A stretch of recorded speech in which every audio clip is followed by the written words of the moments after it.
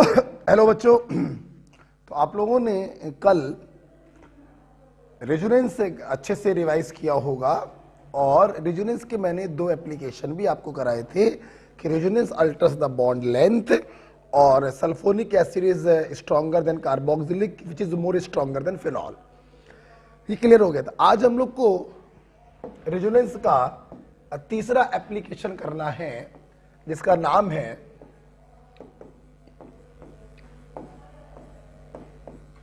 Aromatic compound and बेटा anti aromatic compound.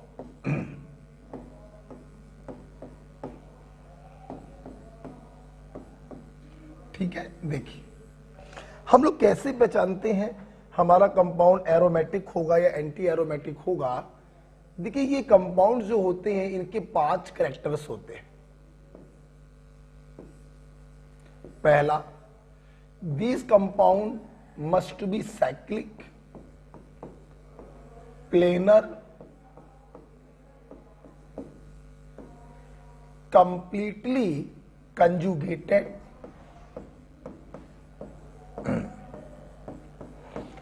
give substitution reaction, not addition, और last बड़ा point है follow Huckel rule.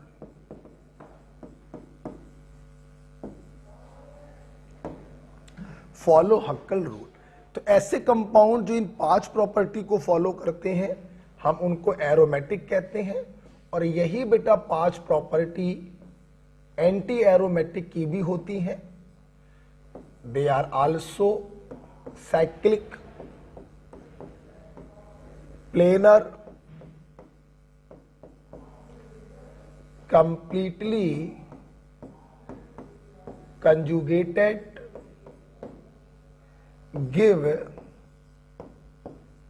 substitution reaction,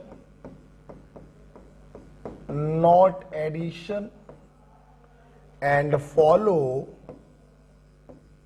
हक्कल rule. Follow Huckel rule. ठीक है, तो जो कंडीशन एरोमेटिक की है वही कंडीशन एंटी एरोमेटिक की भी होती है, बस इनके हक्कल रूल में डिफरेंस होता है। अब देखो बेटा, जब भी आपको एरोमेटिक और एंटी एरोमेटिक पहचानने को आए आप सारी बातें मत देखिए। साइक्लिक तो आपको दिखाई पड़ जाएगा दूर से, बाकी आप मेनली 2 चीजों पे फोकस करेंगे कि वो मॉलिक्यूल प्लेनर होना चाहिए और हक्कल रूल को फॉलो करना चाहिए। प्लेनर का बेटा मतलब है कि रिंग में जितने भी एटम हैं वो sp2 हाइब्रिडाइज होने चाहिए। बेटा बोलो क्या चाहिए? sp2।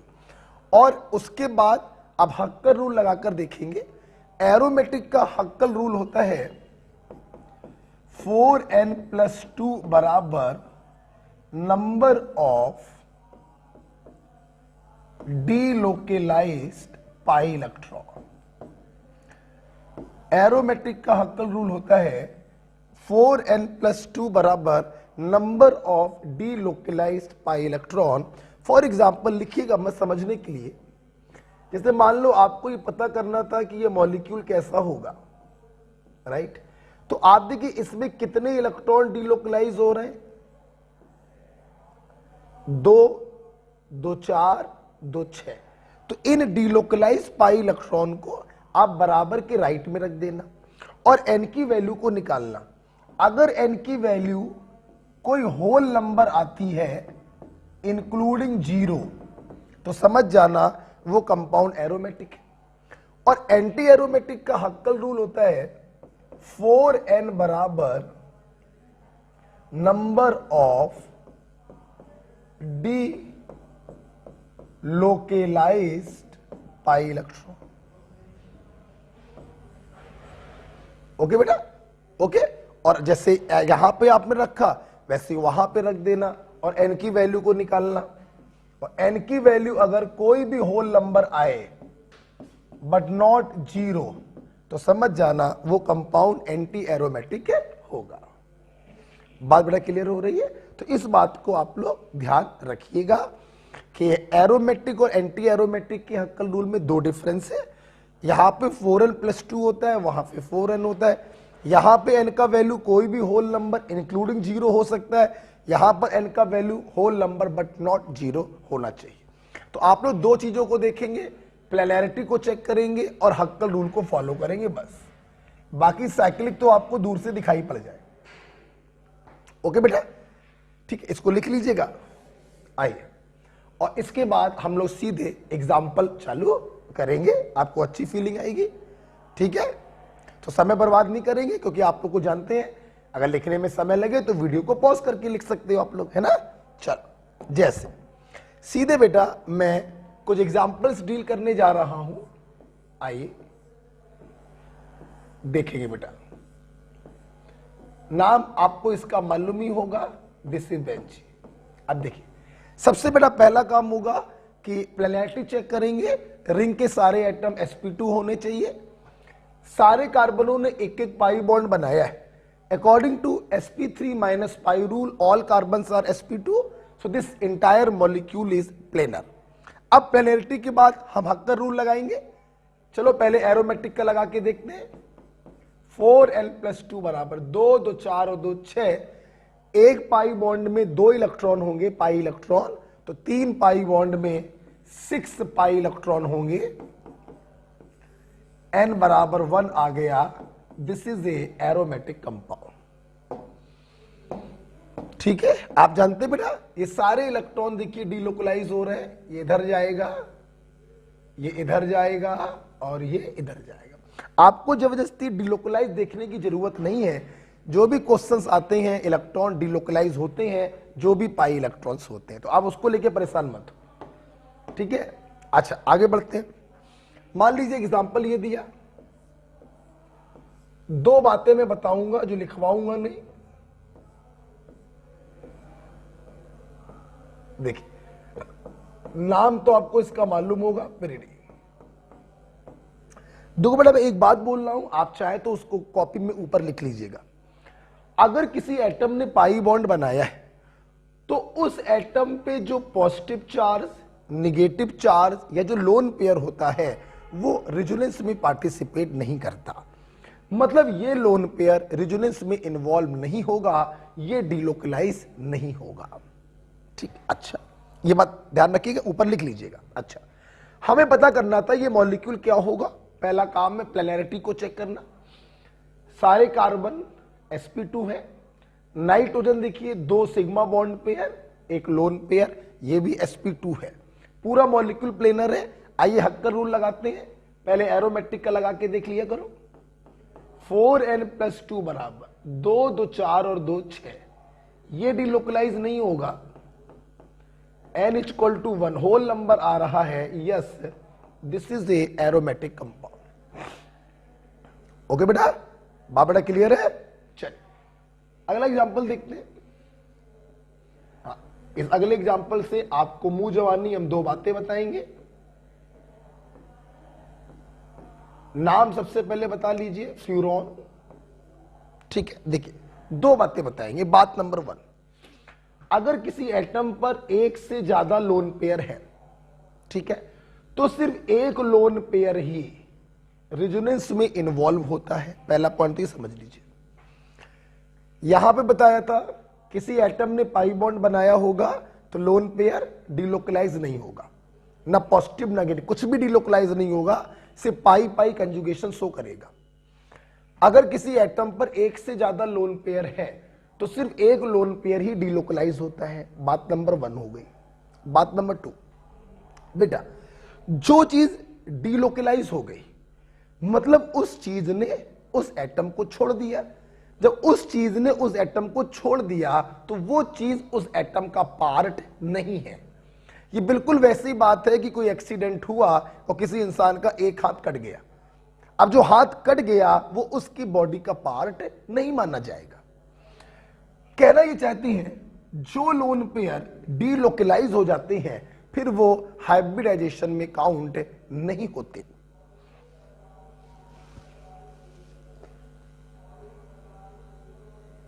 सुनिए बेटा, ये चारों कार्बन sp2 में, उसमें कोई शक नहीं।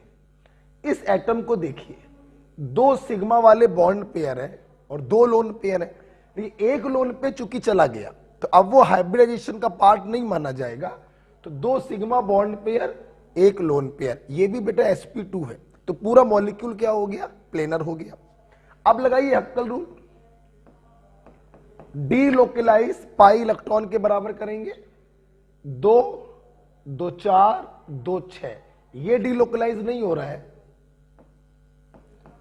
n=1, yes this molecule is also aromatic. Baba clear है? तो मैंने इन 2 एग्जाम्पलों में आपको 3 ऐसी बातें बताई जो लिखवाई नहीं है मैंने, मुंह जबानी बताई, आप लिख लीजिएगा। फिर से रिवाइज कराना चाहूंगा, लेकिन अगर किसी एटम ने पाई बॉन्ड बनाया है तो उस एटम पे रखे लोन पेयर पॉजिटिव और नेगेटिव डीलोकलाइज नहीं होते। पॉइंट नंबर 2, अगर किसी एटम पर 1 से ज्यादा लोन पेयर है तो सिर्फ 1 लोन पेयर ही डीलोकलाइज होगा।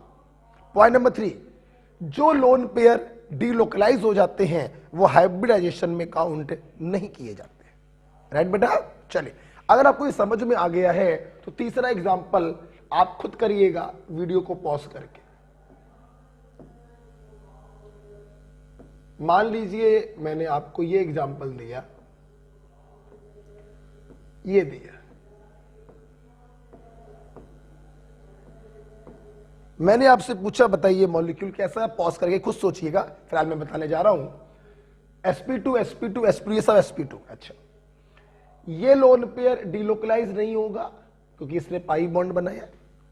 इन दोनों में से सिर्फ एक डीलोकलाइज होगा, एक डीलोकलाइज नहीं होगा। इतना क्लियर?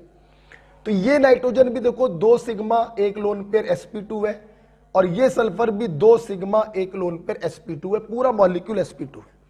अब लगाइए हक्कल रूल, 4n+2 बराबर डीलोकलाइज पाई इलेक्ट्रॉन, 2 2 4 2 6, n बराबर 1, yes this molecule is also aromatic. Okay बेटा? बात बड़ा क्लियर हो रही है? चलिए और देखते बेटा, और देखते हैं।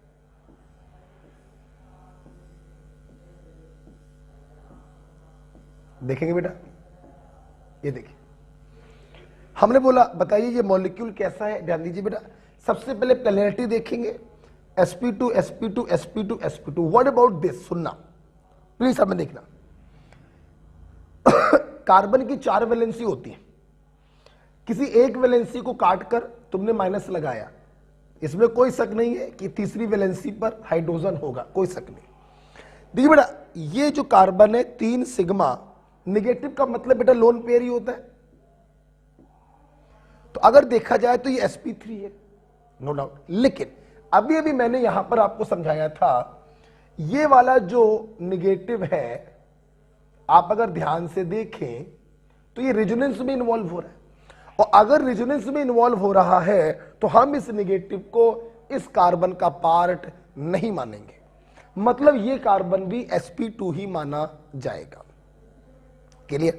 मतलब ये पूरा मॉलिक्यूल क्या हो गया, प्लेनर। अब प्लेनर अगर है तो हक्कर रूल लगाइए, 4n+2 बराबर 2 2 4, ये भी डीलोकलाइज हो रहा है, 2 6, तो n बराबर 1, yes this molecule is also aromatic. तो ध्यान रखिएगा बेटा, हमने जो यहां पे मुंह जवानी 3 बातें बताई थी, बहुत ही इंपॉर्टेंट बात थी। ये नेगेटिव चूंकि डीलोकलाइज हो रहा है तो इस नेगेटिव को इस कार्बन का पार्ट नहीं मानेंगे, हाइब्रिडाइजेशन में काउंट नहीं करेंगे, 3 बॉन्ड पेयर है, मतलब ये sp2 होगा। राइट? और देखिए बेटा, मैंने मान लीजिए आपको ये दिया,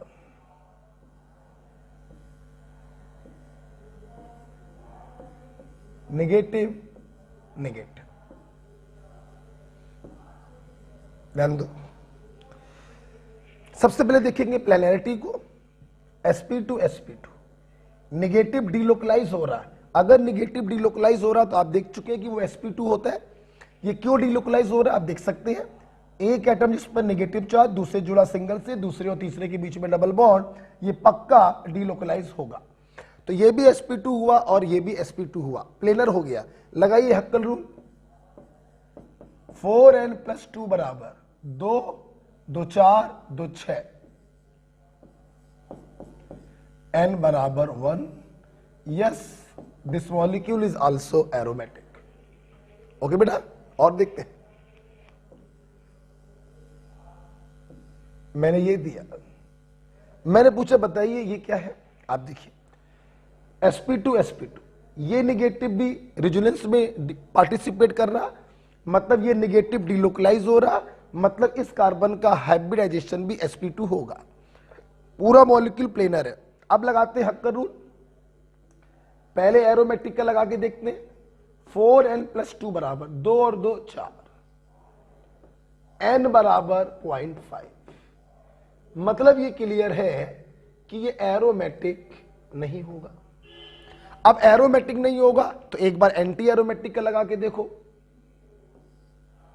4n बराबर 4, n बराबर 1। यस, ये मॉलिक्यूल क्या होगा, एंटी एरोमेटिक। ठीक, जिस हक्कल रूल को फॉलो कर लेगा वो वैसा हो जाएगा। एरोमेटिक वाले को फॉलो किया तो एरोमेटिक हो जाएगा, एंटी एरोमेटिक वाले को फॉलो किया तो एंटी एरोमेटिक हो जाएगा। क्लियर बेटा? अच्छा, अब इसी में मैं आपको एग्जांपल और कराता हूं, इसी में देखिएगा, एक एग्जांपल में और कराता हूं।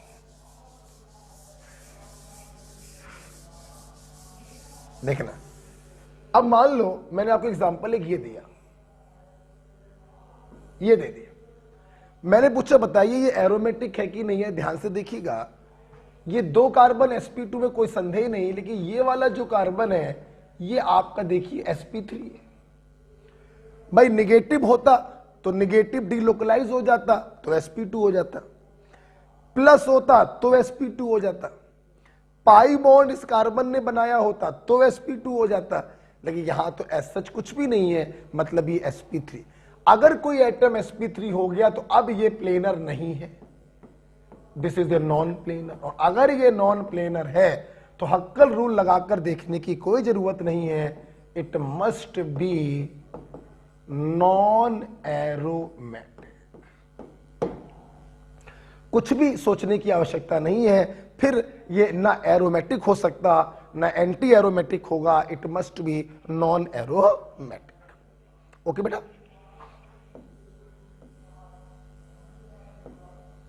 मैंने ये दिया, आप देख सकते हैं चारों कार्बन sp2 है, मॉलिक्यूल प्लेनर है। हक्कर रूल लगाइए, पहले एरोमेटिक का लगाकर देखा तो दशमलव में आ गया, मतलब ये एरोमेटिक नहीं है। फिर एंटी एरोमेटिक का लगाकर देखा तो होल नंबर में आ गया, मतलब ये कंपाउंड एंटी एरोमेटिक है।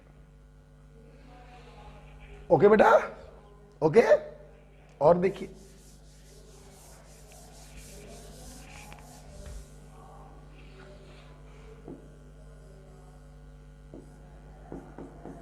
ये दिया,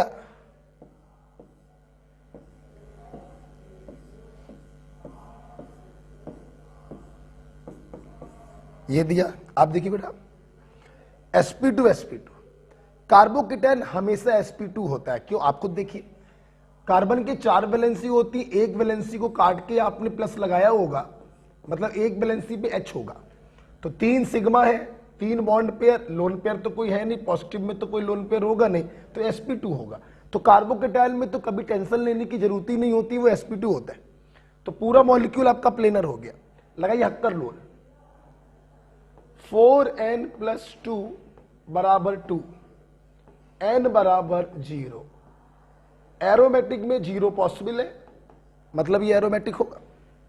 ठीक, यहां पर आइए, सारे के सारे sp2 है, मॉलिक्यूल प्लेनर है। हक्कर रूल लगाएंगे, 4n + 2 बराबर 6, n बराबर 1। यस, ये भी एरोमेटिक होगा। ओके बेटा, तो इस प्रकार से आप लोग किसी भी मॉलिक्यूल को चेक कर सकते हैं कि वो एरोमेटिक होगा या नहीं होगा। ठीक है बेटा, अच्छा ध्यान रखना बेटा। अब मान लीजिए मैं आपको कोई मॉलिक्यूल ये देता हूं, ध्यान से लोग देखेंगे,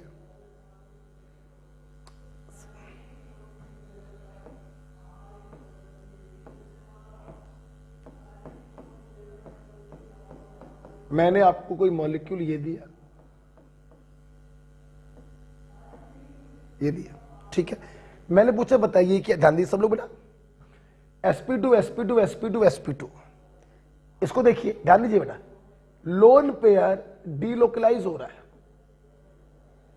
अगर लोन पेयर डीलोकलाइज हो रहा है तो ये हाइब्रिडाइजेशन में काउंट नहीं होगा, इसलिए नाइट्रोजन के पास 3 बॉन्ड पेयर है तो ये भी sp2 है, पूरा मॉलिक्यूल आपका प्लेनर है। लगाइए हक्कल रूल, 4n+2 बराबर डीलोकलाइज पाई इलेक्ट्रॉन, 2 2 4 और 2 6, n बराबर 1, yes this is also aromatic. Okay बेटा, तो इस प्रकार से आप किसी भी मॉलिक्यूल को चेक कर सकते हैं कि वो एरोमेटिक होगा या नहीं होगा, राइट बेटा। चलिए इसमें बेटा मैं आपको अब 2 एग्जांपल और कराना चाहूंगा, देखेंगे सब लोग। तो सबसे पहले बच्चों देखते हैं हम लोग प्लेनैरिटी को, अगर वो प्लेनर है तभी हक्कल रूल लगाइएगा, क्योंकि अगर वो नॉन प्लेनर हो गया तो हक्कल रूल लगाने की कोई जरूरत नहीं है, मॉलिक्यूल नॉन एरोमेटिक होगा, राइट। जैसे और देखते हैं,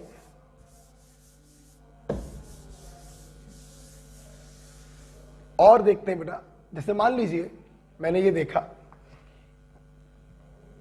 हाँ एक एग्जांपल जरा ये देख लीजिए,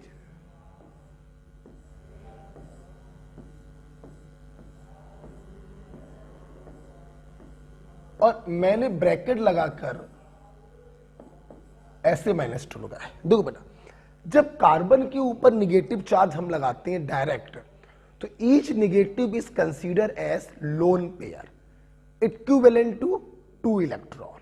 परंतु बेटा जब निगेटिव चार्ज इस प्रकार से ब्रैकेट के ऊपर लगा हो तो each negative is equivalent to 1 electron. ये बात ध्यान रखिएगा।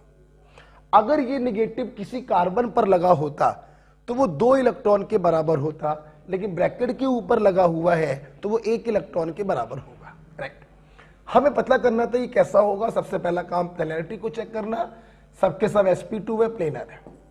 हक्कर रूल, 2 2 4 2 6 2 8 और 2 10, 1 निगेटिव 1 इलेक्ट्रॉन, 2 निगेटिव 2 इलेक्ट्रॉन, 8 और 2 10,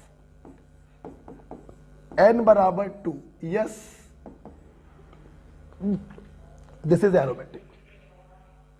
क्लियर बेटा, बाबड़ा क्लियर हो गई है। चल अब एक स्पेशल एग्जांपल भी कराएंगे इसी के बगल में, जरा इस स्पेशल एग्जांपल को देखिए।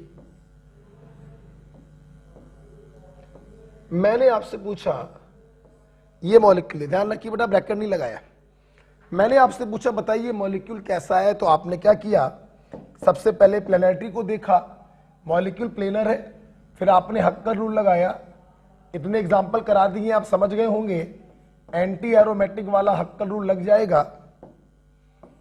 एरोमेटिक में तो फ्रैक्शन वैल्यू आएगी, लेकिन एंटी एरोमेटिक में हक्कर रूल लगेगा और ये मॉलिक्यूल कैसा हो जाएगा, एंटी एरोमेटिक हो जाएगा।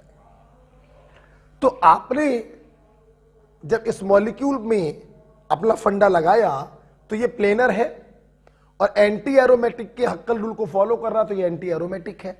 तो मैं अपने बच्चों को बताना चाहूंगा ये स्पेशल केस है, ये जो कुछ भी आपने किया है ये गलत है। एक्चुअली बेटा ये जो मॉलिक्यूल है इसका नाम आप लिख सकते हैं cyclo octa 1357 tetraene.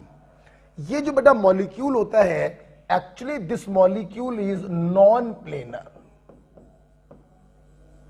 Tub shaped. ये मॉलिक्यूल आपको देखने में प्लेनर दिखाई पड़ रहा है, लेकिन वास्तव में बेटा ये नॉन प्लेनर टब शेप्ड होता है। और नॉन प्लेनर टब शेप्ड होने के कारण it is neither aromatic nor anti aromatic, it is actually non aromatic. Clear? इसका टब शेप्ड स्ट्रक्चर आप इसी के नीचे बनाइएगा, मैं राइट में बना दे रहा हूं।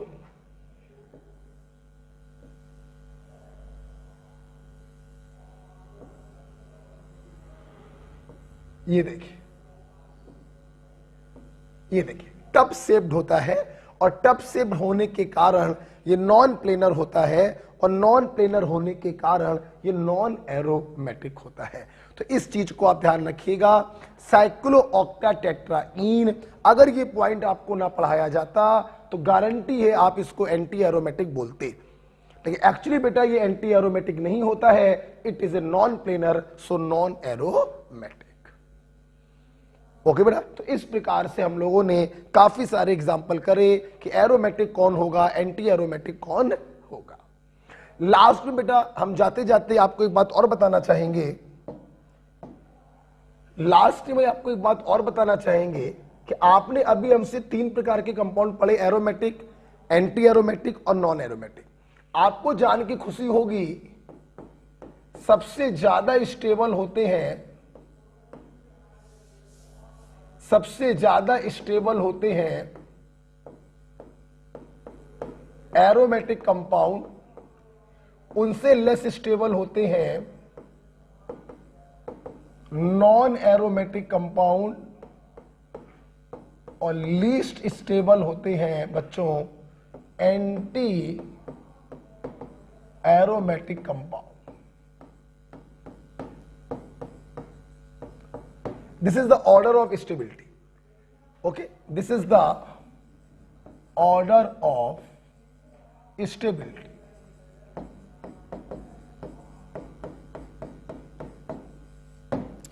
This is the order of stability.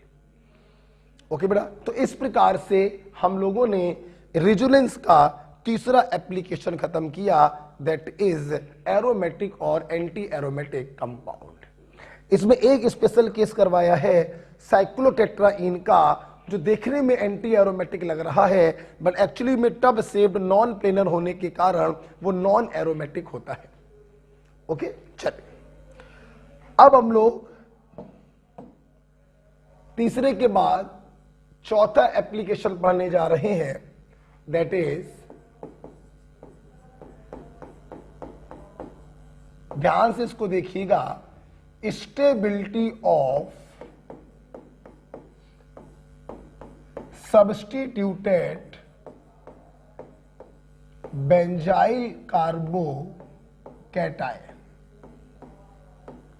देखिए बेटा,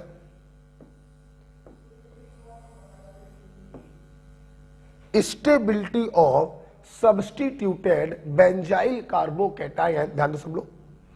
देखिए बेटा, आपको बेंजाइल ग्रुप तो मालूम होगा, आईयूपीएससी में पढ़ाया था, इसे हम लोग बेंजाइल ग्रुप कहते हैं। अगर इस बेंजाइल में इस फ्री वैलेंसी को हटाकर हम इसी पर प्लस लगा दें तो इसी को कहते हैं बेंजाइल कार्बोकैटायन।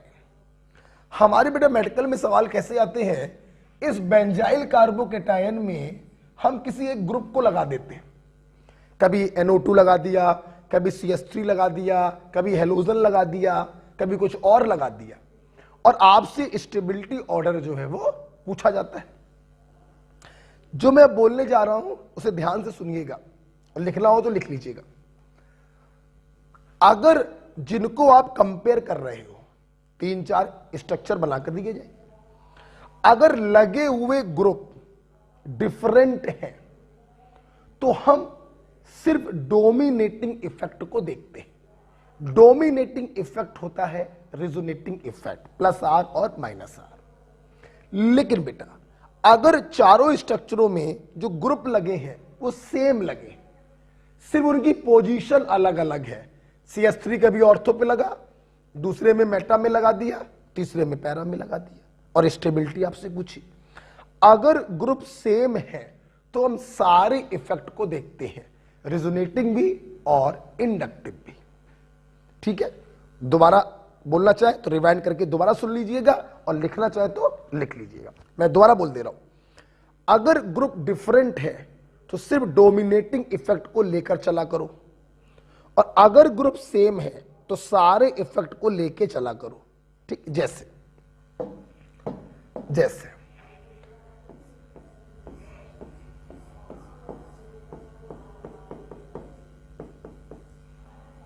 मैंने ये दिया,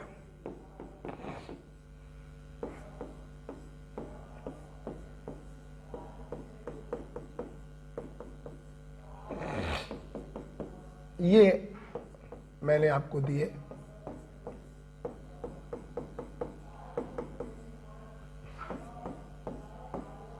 और एक ग्रुप ये लगा दिया, और हमने पूछा इनका स्टेबिलिटी ऑर्डर बताइए। ग्रुप देखिए डिफरेंट लगे हुए हैं, तो डोमिनेटिंग इफेक्ट रिजोनेटिंग इफेक्ट को लेके चलेंगे। लोन पेयर के कारण it is plus R, hyperconjugation के कारण इट इज प्लस आर, यहां पे कोई इफेक्ट नहीं है, और पाई बॉन्ड के कारण it is minus R. According to पोरवाल्ट्रिक लाइक फेवर लाइक, प्लस वाले प्लस की स्टेबिलिटी बढ़ाते हैं और माइनस वाले प्लस की स्टेबिलिटी घटाते हैं। तो ये लीस्ट स्टेबल होगा और ये दोनों ज्यादा स्टेबल होंगे। अब इन दोनों में कौन ज्यादा स्टेबल होगा? तो आपको याद है प्लस आर पावर का ऑर्डर वही है जो रिंग एक्टिवेटिंग का ऑर्डर है, O minus NH2 OH OR NHAC फिर एल्काइल ग्रुप। तो OR का प्लस आर पावर ज्यादा होता है। अगर प्लस आर पावर ज्यादा है तो स्टेबलाइज ज्यादा करेगा। तो सबसे ज्यादा स्टेबल क्या हो गया? फर्स्ट वाला, उससे कम सेकंड वाला, और सबसे कम हो गया फोर्थ वाला।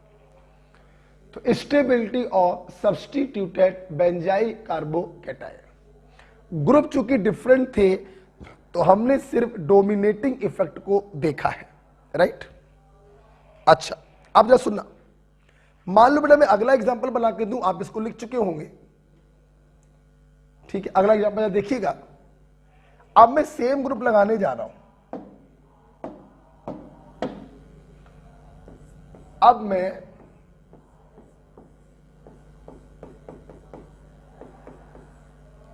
सेम ग्रुप लगाने जा रहा हूं। बहुत ही इंपॉर्टेंट चीज आप लोग पढ़ रहे हैं, बहुत इंपॉर्टेंट चीज है।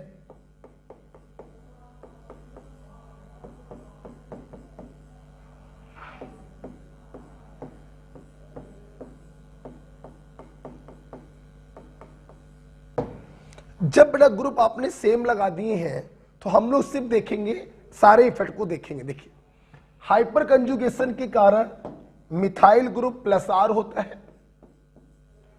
और इंडक्टिव में ये प्लस आई होता है, अगर आपको याद हो। मेटा पोजीशन पे लगा ग्रुप कभी भी रिजोनेटिंग इफेक्ट को शो नहीं कर सकता, ये भी प्लस आर और प्लस आई होगा। यहां पर एज सच कोई इफेक्ट नहीं। अब देखिए, लाइक फेवर लाइक, प्लस वाले कार्बोकैटायन की स्टेबिलिटी को बढ़ाते हैं। हमारे स्टूडेंट देख सकते हैं बच्चों, ये कौन सा दिया आपको हमने? ऑर्थो दिया है, ऑर्थो सब्स्टिट्यूटेड है, ये मेटा सब्स्टिट्यूटेड है, ये पैरा सब्स्टिट्यूटेड है, और इसको मैंने फोर्थ बोल दिया, ठीक? अब देखिए, ऑर्थो मेटा पैरा में कार्बोकैटायन किसी न किसी फैक्टर से स्टेबलाइज हो रहा है, जबकि चौथे वाले में कोई भी स्टेबलाइजिंग फैक्टर नहीं है, तो चौथे वाले की स्टेबिलिटी सबसे कम होगी। ऑर्थो और पैरा में दो दो स्टेबलाइजिंग फैक्टर हैं, जबकि मेटा में एक स्टेबलाइजिंग फैक्टर है, तो मेटा की स्टेबिलिटी ऑर्थो और पैरा से कम होगी। अब ऑर्थो और पैरा को कैसे कंपेयर करें, ध्यान दीजिए। देखो बच्चों, रिजोनेटिंग इफेक्ट डिस्टेंस डिपेंडिंग नहीं होता, लेकिन इंडक्टिव इफेक्ट डिस्टेंस डिपेंडिंग होता है। CH3 बिल्कुल बगल में लगा है तो प्लस आई पावर यहां पर मैक्सिमम होगी और यहां पे प्लस आई पावर मिनिमम होगी। एम आई राइट? मतलब ऑर्थो वाला जो CH3 है अपने इंडक्टिव इफेक्ट से कार्बोकैटायन को ज्यादा स्टेबलाइज करेगा, तो पैरा की तुलना में ऑर्थो की स्टेबिलिटी ज्यादा होगी। This is the order of stability. चौथे वाले में कोई भी स्टेबलाइजिंग फैक्टर नहीं है, मेटा वाले में एक है, ऑर्थो और पैरा में ऑर्थो वाले में प्लस आई पावर ज्यादा होने के कारण वो ज्यादा स्टेबल होगा in comparison to para. This is the order of stability. बहुत इंपॉर्टेंट चीज आप लोग पढ़ रहे हैं, ध्यान से पढ़िएगा या फिर वीडियो को दोबारा सुन लीजिएगा अगर कहीं पर कोई डाउट आए तो। ठीक है, आइए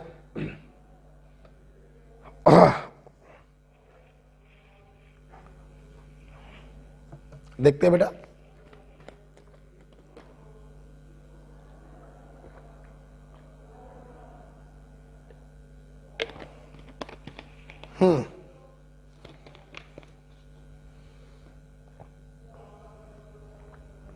अगला बेटा एग्जांपल लेना चाहेंगे, इसको हटाना चाहेंगे जरा। अगला एग्जांपल बेटा देखो, ये मैं करके दिखा रहा हूं, लास्ट एग्जांपल है इसके ऊपर। अब की बार बेटा मैंने OCH3 लगा दिया, ऑर्थो पे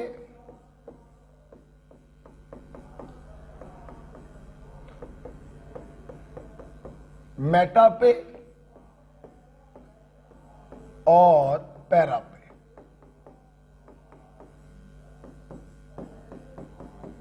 और एक बार कोई भी ग्रुप नहीं लगाया, सिंपल ऐसे ही छोड़ दिया, जिसको हम लोग बोल रहे हैं फोर्थ। ठीक है, तो ये आपका ऑर्थो है, ये आपका मेटा है, ये आपका पैरा है और ये आपका फोर्थ है। ठीक है, देखो बेटा, चूंकि बेटा ग्रुप क्या लगे हुए हैं, सेम लगे हुए हैं, तो हम दोनों इफेक्ट को देखेंगे। लोन पेयर के कारण ये +R है और इलेक्ट्रोनेगेटिव होने के कारण ये -I है। -I पावर ऑर्थो पे ज्यादा होगी, मेटा पे सिर्फ -I और यहां पे +R -I मिनिमम, यहां पे कुछ भी नहीं। अब देखो बेटा, अब की बार मैंने एक ऐसा ग्रुप लगाया है जिसका रेजोनेंस और इंडक्टिव एक दूसरे के अपोजिट है। ऐसा ग्रुप लिया है, जानबूझ के लिया है। तो +R के कारण ये प्लस की स्टेबिलिटी बढ़ाएगा, जबकि माइनस के कारण घटाएगा।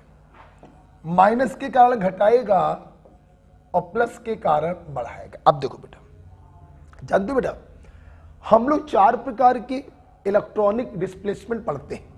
3 आप पढ़ चुके हो, इंडक्टिव, इलेक्ट्रोमेरिक और ये रेजोनेंस।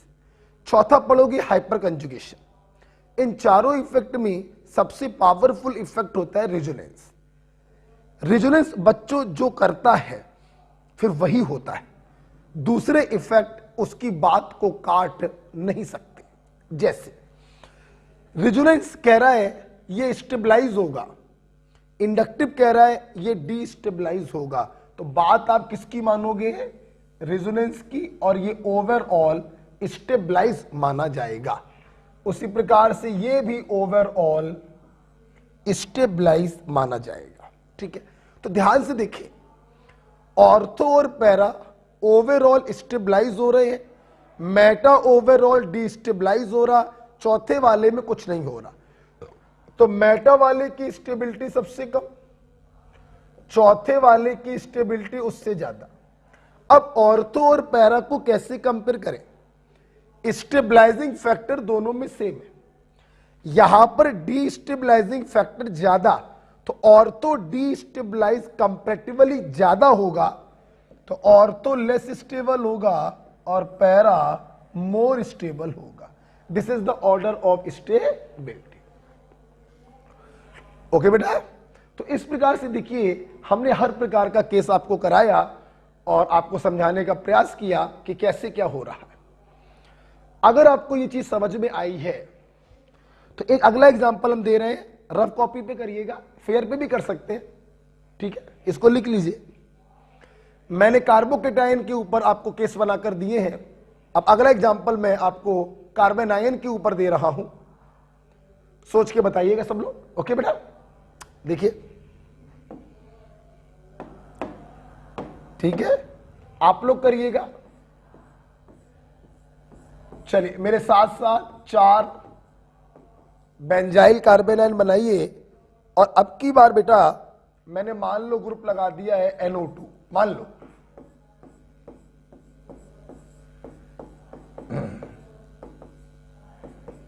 ठीक है, चलिए आपको बताना है स्टेबिलिटी ऑर्डर क्या होगा।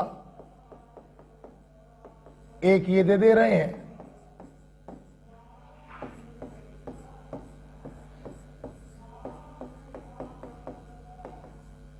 एक ये दे दिया, ग्रुप सेम है तो दोनों इफेक्ट देखेंगे आप लोग, और एक मैं और दे रहा हूं, आपको करना है। मान लीजिए अब की बार डिफरेंट ग्रुप का केस दे रहे हैं।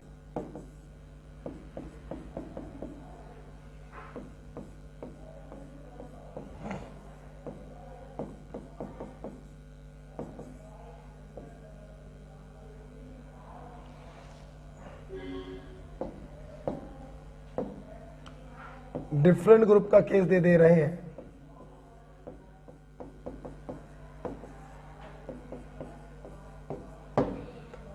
चलिए, आपको बताना है स्टेबिलिटी ऑर्डर क्या होगा, ये क्वेश्चन आपके लिए है।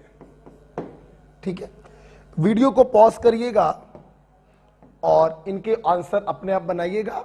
फिलहाल मैं बताने जा रहा हूं बिना समय बर्बाद किए। ग्रुप सेम है, सारे इफेक्ट देखेंगे।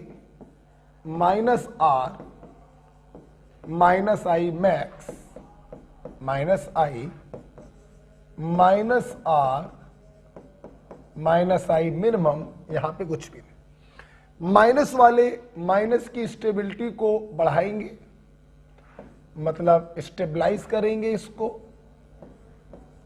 आप लोग बेटा देख सकते हैं कि चौथे वाले में कोई भी स्टेबलाइजिंग फैक्टर नहीं है, मतलब चौथा वाला जो होगा वो लीस्ट स्टेबल होगा। चौथे वाले से ज्यादा स्टेबल होगा मेटा वाला। अब ऑर्थो और पैरा को कैसे कंपेयर करें, यहां पर एक स्टेबलाइजिंग फैक्टर बड़ा है तो ऑर्थो वाले की स्टेबिलिटी ज्यादा होगी पैरा वाले से।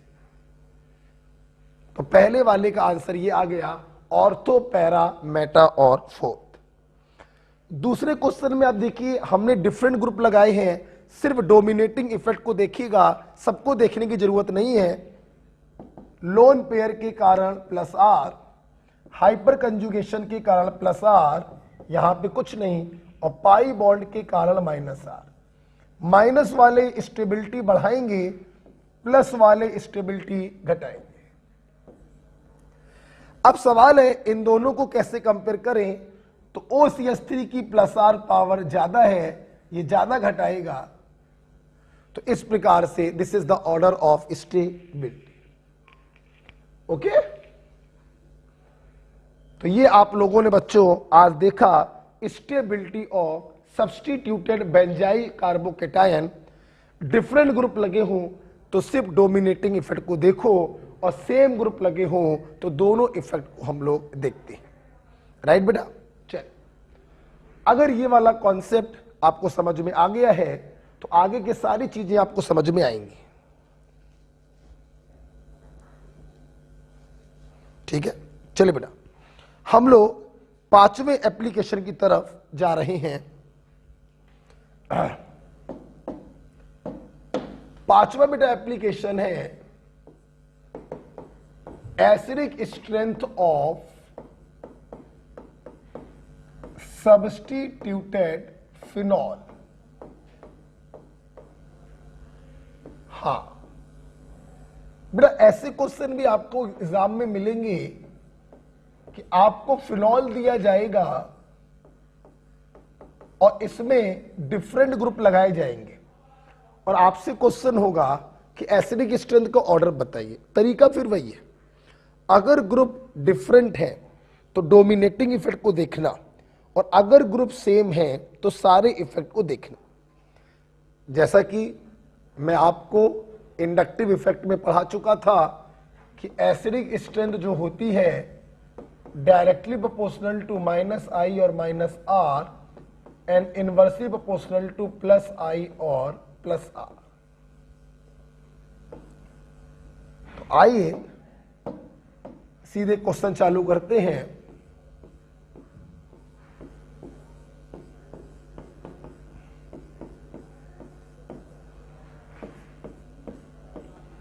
पहला मैं एग्जांपल दे रहा हूं,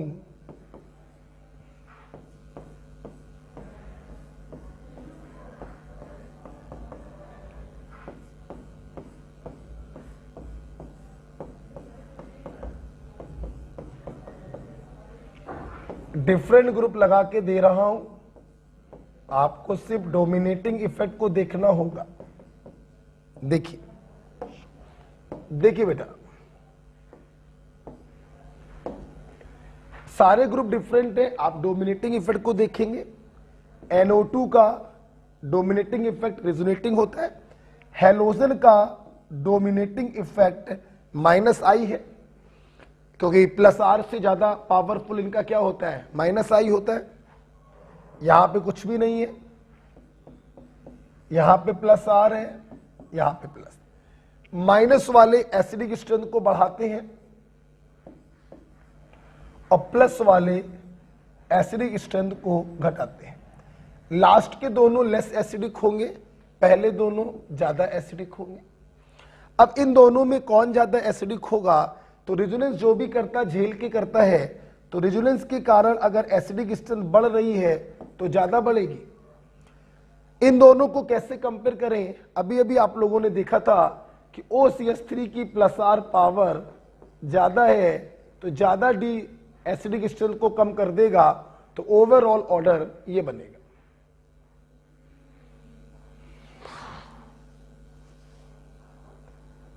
ओके, तो NO2 ने -R से एसिडिक स्ट्रेंथ को बढ़ाया है, Cl ने -I से बढ़ाया है, ये दोनों ज्यादा एसिडिक होंगे।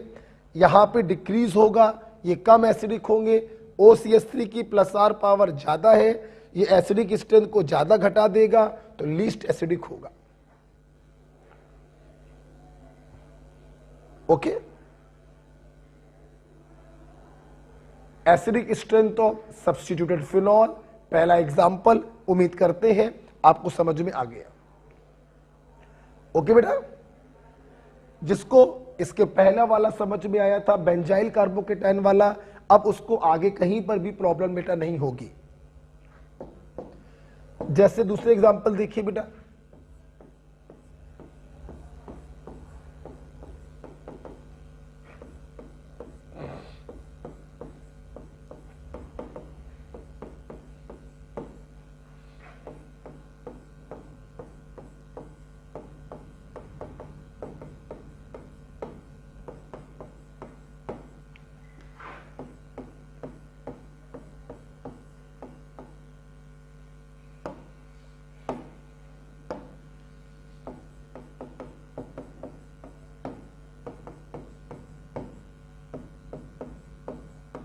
देखिए बेटा, अब देखिए बेटा, यहां पर तो साफ साफ दिखाई पड़ रहा है कि यहां पर ग्रुपों का सीधे सीधे नंबर बढ़ता जा रहा है। जब ग्रुपों का नंबर बढ़ता जा रहा है तो भी हम लोग सिर्फ डोमिनेटिंग इफेक्ट को देखते हैं। आप देखिए यहां पर NO2 का -R है, दो ग्रुप लगे हैं, 2 डबल -R है और यहां पे ट्रिपल -R। माइनस वाले एसिडिक स्ट्रेंथ को बढ़ा देते हैं, यहां पे भयानक रूप से बढ़ेगी और यहां पर भी भयानक रूप से बढ़ेगी। इसलिए आप देखिए यहां पर कोई इफेक्ट नहीं है, एसिडिक स्ट्रेंथ जो है वो लगातार बढ़ती जा रही है। और आपको बताना चाहेंगे इसका नाम होता है ट्राइनाइट्रोफिनॉल, और इसको हम लोग पिक्रिक एसिड भी कहते हैं, क्योंकि इसकी जो एसिडिक स्ट्रेंथ है वो कार्बोक्सिलिक एसिड से भी ज्यादा होती है। तो कार्बोक्सिलिक एसिड से ज्यादा एसिडिक हो जाता है, मतलब ये एसिड ना होते हुए भी एसिडिक है, इसलिए बेटा इसके नाम में आता है पिक्रिक एसिड। आपके मेडिकल में सवाल पूछा गया वो कौन सा एसिड है जिसमें COOH ग्रुप नहीं होता, पिक्रिक एसिड। OH होता है, COOH नहीं होता, लेकिन 3 -R ग्रुपों के कारण इसका एसिडिक स्ट्रेंथ बहुत ज्यादा हो जाता है और ये कार्बोक्सिलिक एसिड से भी स्ट्रॉन्ग हो जाता है। ओके बेटा, अब हम लोग आगे बढ़ रहे हैं, कुछ और एग्जांपल देखते हैं। ट्राइनाइट्रोफिनॉल, एसिडिक स्ट्रेंथ कार्बोक्सिलिक से भी ज्यादा होती है, इसको हम लोग पिक्रिक एसिड के नाम से भी जानते हैं। ठीक है, अगला एग्जांपल देखिए।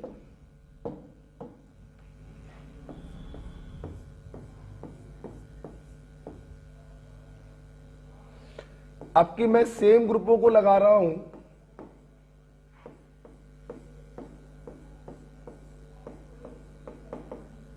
डिफरेंट पोजीशन पर,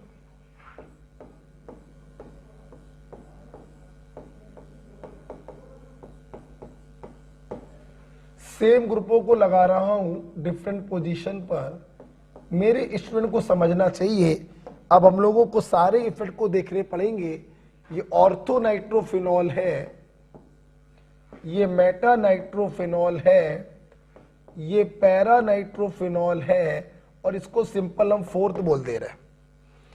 NO2 ने -R होता है, -I मैक्स, मेटा पे रिजोनेटिंग इफेक्ट नहीं होता, कुछ नहीं। माइनस वाले एसिडिक स्ट्रेंथ को बढ़ाते हैं,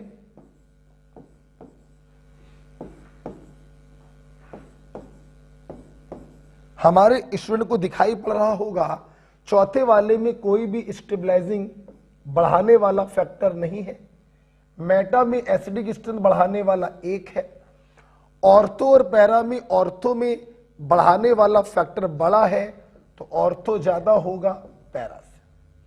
मतलब आपने जब कॉन्सेप्ट से बनाया तो आपके एसिडिक स्ट्रेंथ का ऑर्डर ये आया। बच्चों ये ऑर्डर बिल्कुल सही है, बस इसमें एक छोटी सी गलती है जिसका नाम है चिलेटिंग इफेक्ट। ऑर्थो नाइट्रोफिनॉल में OH और NO2 के बीच में चिलेशन हो गया, चिलेशन के कारण H+ का रिमूवल जो है वो डिफिकल्ट हो गया। रिमूवल जब H+ का डिफिकल्ट हो गया, प्रोटॉन डोनेटिंग टेंडेंसी कम हो गई, तो एसिडिक स्ट्रेंथ भी थोड़ी सी क्या हो जाएगी, कम।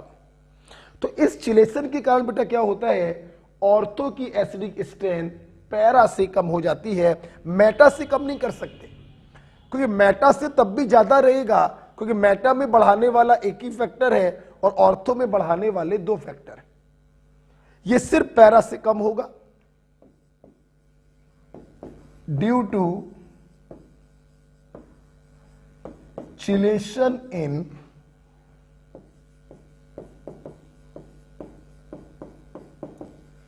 Ortho nitrophenol.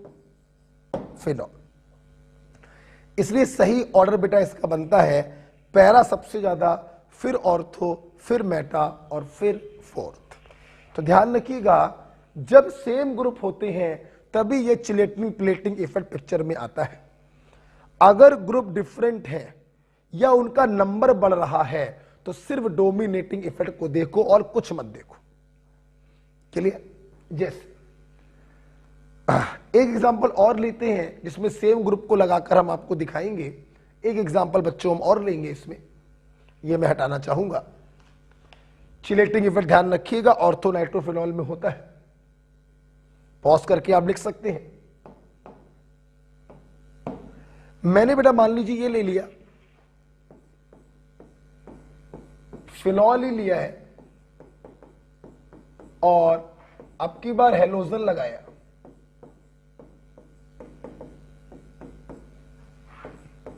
सेम हेलोजन लगे हैं। बच्चों एक बात ध्यान रखना, आपको अगर याद हो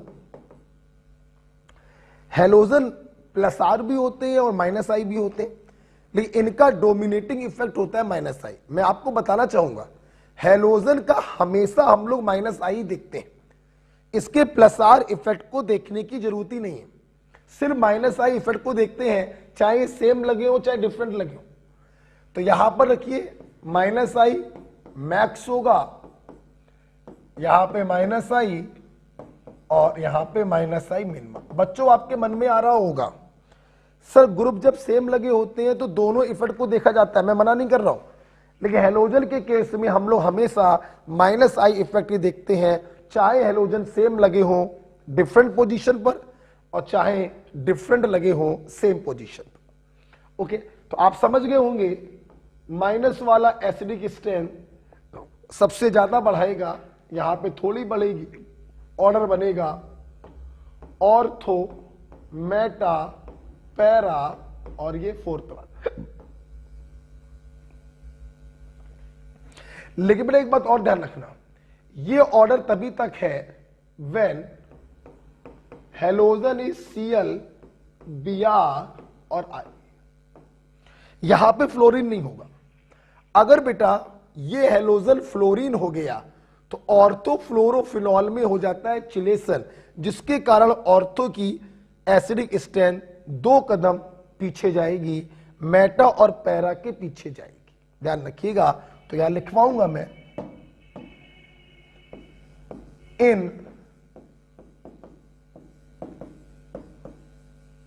ऑर्थोफ्लोरोफिनॉल चिलेशन अकर। जैसे इसके पहले वाले एग्जांपल में ऑर्थो नाइट्रोफिनॉल में चिलेशन था, वैसे यहां पे ऑर्थोफ्लोरोफिनॉल में होगा।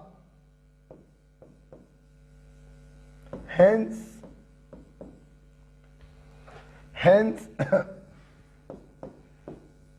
It's acidic strength decreases. और सही ऑर्डर क्या बन जाएगा, 2 कदम जाएंगे पीछे, ये बने। ओके, तो अगर बेटा हेलोजन फ्लोरीन हो जाएगा तो आपको इसको 2 कदम पीछे ले जाना पड़ेगा, और अगर हेलोजन उसके अलावा कोई होगा तो -I से सिंपल हम उसके एसिडिक स्ट्रेंथ का ऑर्डर जो है वो बना देंगे। ओके बच्चों, तो इसको बेटा बहुत अच्छे से आप करिएगा और सोचिएगा। आज मैंने आपको पढ़ा दिया है एरोमेटिक और anti aromatic compound, substituted benzyl carbocation का कैसे कंपेयर करते हैं स्टेबिलिटी, और फिनॉल का कैसे कंपेयर करते हैं एसिडिक स्ट्रेंथ, राइट। एक क्वेश्चन एसडब्ल्यू दे रहे हैं आपको, एसिडिक स्ट्रेंथ का ऑर्डर कंपेयर करना है। ध्यान रखिएगा बच्चों, हेलोजन के केस में हम लोग हमेशा -I इफेक्ट ही देखते हैं। हेलोजन के केस में हम लोग हमेशा -I इफेक्ट ही देखते हैं। आपको बताना है ऑर्डर ऑफ एसिडिक स्ट्रेंथ।